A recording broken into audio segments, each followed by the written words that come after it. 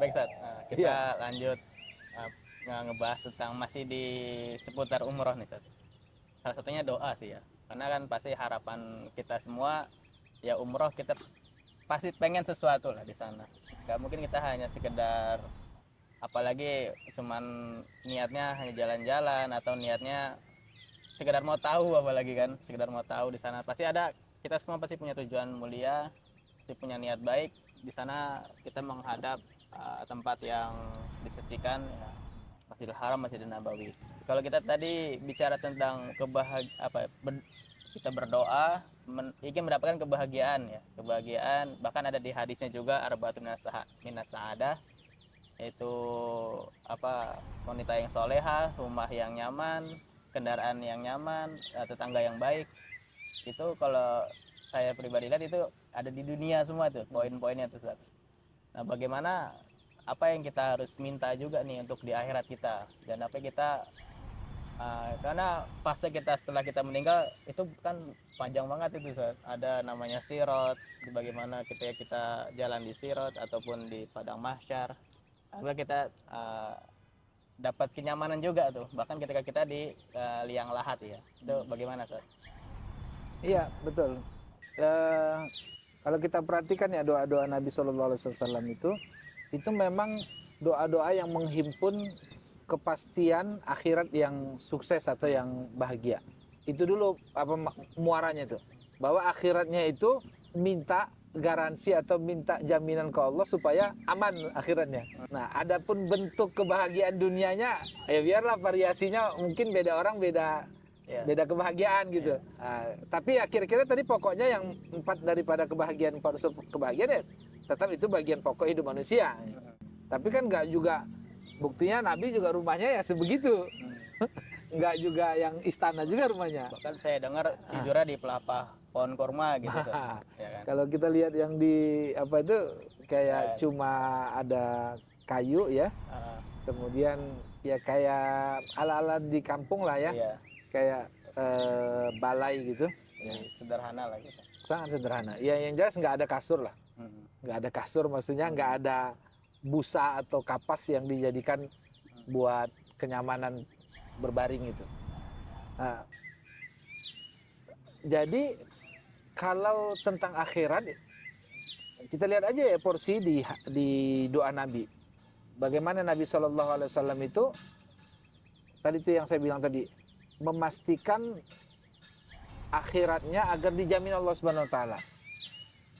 Baru kemudian kebahagiaan dunianya diminta juga. Iya, misalnya Nabi suka parfum, itu kan parfum itu kan berarti suka yang harum-harum. Harum. Itu kan sesuatu yang enak kan. Iya. Kebahagiaan hidung kita adalah menghirup atau merasakan apa istilah bahasanya itu, membaui ya, bau ada harumnya parfumnya. Kemudian kebahagiaan lidah yang merasakan lezatnya makanan. Kebahagiaan telinga mendengar yang indah atau mendengar yang enak-enak, yang bagus-bagus. Tapi itu terkait dunia. Terkait dengan akhirat, maka lisan yang bau akhiratnya kuat atau yang futuristik lah, dia punya jangkauan akhirat yang jauh, maka lisannya lisanan zakirat, lisan yang berorientasi pada zikrullahnya kuat. Hatinya juga, tapi lisannya juga gampang mengucapkan la ilaha illallah, la ilaha illallah, mengucapkan subhanallah bihamdihi adada khalqih wa ridha nafsihi zinata arsyihi wa midada kalimati. Mengucapkan apa? Segala bentuk tahlil, segala bentuk tahmid, segala bentuk tasbih, segala bentuk istighfar itu mengalir di lisannya. Itulah lisan yang akhirat ini. Tapi lisan yang dunia tadi kebahagiaannya makanan yang enak aja ya. Termasuk juga mata. Mata kenikmatan akhiratnya apa kira-kira, Sob? Membaca Al-Quran. Mata yang menangis karena takut kepada Allah, minta ampunan Allah. Mata yang menangis karena dosa-dosa yang sudah dia lakukan sehingga menyesalinya dan bertaubat kepada Allah Subhanahu wa taala. Mata yang memandang kasihan kepada seluruh orang-orang yang kesulitan sehingga ada empati di hatinya. Mata yang membaca Al-Qur'an itu gampang tersentuh. Ya kan? Wa idza sami'u ma unzila ila rasuli tara a'yunahum tafidu minad dama. Jika kalian melihat di mata mereka itu tafidhu minad dama', turun berjatuhan air mata pada saat mendengar Al-Qur'anul Karim. Kenapa? Pada saat dibacakan waman azlamu mimman dzukira bi ayati rabbih fa'arada anha fanasiya ma qaddamat yadah. Siapa yang lebih zalim daripada orang yang sudah diingatkan dengan Al-Qur'an ayat-ayat Allah tapi kemudian dia berpaling, kemudian dia lupa untuk mempersiapkan kehidupan akhiratnya. Ini ayat ini seperti menegur dirinya yang seolah-olah hidup di dunia selamanya. Jadi gampang matanya, itu kenikmatan akhirat semua. Nah, maka kalau bisa semua kenikmatan dunia yang sudah kita nikmati dengan anggota tubuh kita dan kenikmatan yang ada di kita ini, itu harus ibaratnya itu harus juga kita bersamain menikmati akhirat dengan kenikmatan fasilitas tadi itu juga. Mata kita juga lakukanlah amal-amal akhirat, telinga kita lakukanlah amal-amal akhirat, hidung kita juga lakukanlah amal-amal akhirat. Bahkan lisan kita itu termasuk yang paling sentral. Karena lisan itu nanti akan menjadi, kata Nabi SAW, aksaru ma yudkhilun nas al-jannah, yang paling banyak menyebabkan manusia itu masuk surga itu adalah at-taqwa wa husnul khuluq, ketakwaan dan akhlak yang baik. Dan separuh dari atau bahkan lebih daripada akhlak yang baik itu diwujudkan dari akhlak lisannya.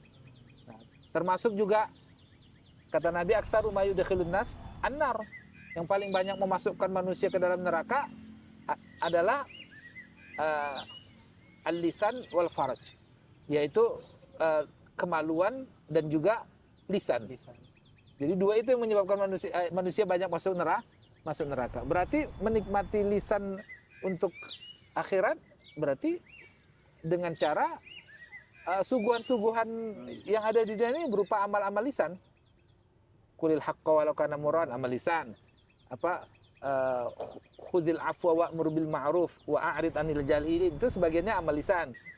Fala taqul lahumā uffi wa la tanharhumā wa qul lahumā qawlan karīmā, amal lisan. Apalagi wa'mur ahlaka bis salati wastabir 'alaiha, amal lisan. Kan suruh wa'mur ahlaka bis salati. Apalagi watawasau bil haqqi watawasau bis sabr, amal lisan.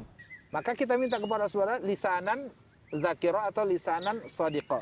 Kita minta juga qalban salima. Kita minta juga tadi a'yunun atau ainun tafidu minad dama'. Jadi yang mata juga gampang mengeluarkan air mata karena takut kepada Allah Subhanahu wa taala. Termasuk juga anggota badan kita. Kita kendalikan, kita latih untuk lebih baik. Kira-kira gitu Mas Hamzah.